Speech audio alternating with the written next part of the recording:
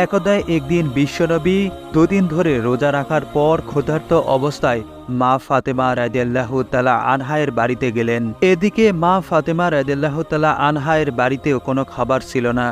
কিন্তু মা ফাতেমা রাদিয়াল্লাহু তাআলা আনহা বিশ্বনবীকে দেখার পর তিনি বুঝতে পেরেছেন তার আব্বাজান অনেক ক্ষুধার্ত। আর বিশ্বনবী ফাতেমার ঘরে প্রবেশ করা মাত্রই বুঝতে পেরেছে যে ফাতেমার ঘরে কোনো খাবার নেই। তখন বিশ্বনবী ফাতেমার দিকে তাকিয়ে মুচকি হেসে বললেন, ও ফাতেমা, আমি এদিক দিয়ে যাচ্ছিলাম, তাই তোমাকে একটিবার দেখার জন্য আমি তোমার কাছে আসলাম। এটি বলার পর বিশ্বনবী ফাতেমার ঘর থেকে বেরিয়ে গেল। কিন্তু এদিকে মা ফাতেমা রাদিয়াল্লাহু তাআলা আনহা ঠিকই বুঝতে পেরেছিলেন তার আব্বাজান বিশ্বনবী হযরত মুহাম্মদ সাল্লাল্লাহু আলাইহি ওয়াসাল্লাম ক্ষুধার্ত অবস্থায় তার বাড়িতে এসেছিলেন। এরপর মা ফাতেমা রাদিয়াল্লাহু তাআলা আনহা ক্রন্দনরত অবস্থায় নামাজে বসে গেলেন।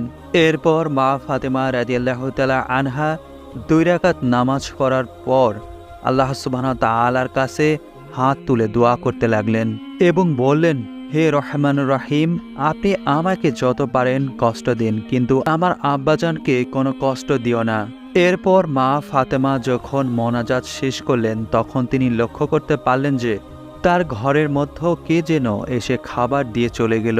এরপর মা ফাতেমা রাদিয়াল্লাহু তাআলা আনহা এতগুলো খাবার দেখে অত্যন্ত খুশি হলেন এবং বিশ্বনবীকে তার বাড়িতে ডেকে আনলেন।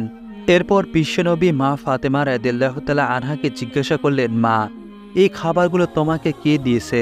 তখন মা ফাতেমা বলেন, আব্বাজান, হযরত ঈসা আলাইহিসসালামের মা হযরত মরিয়ম আলাইহিসসালামকে যেখান থেকে খাবার পাঠাতেন আল্লাহ সুবহানাহু ওয়া তাআলা আমাকেও সেরূপে খাবার পাঠিয়েছেন।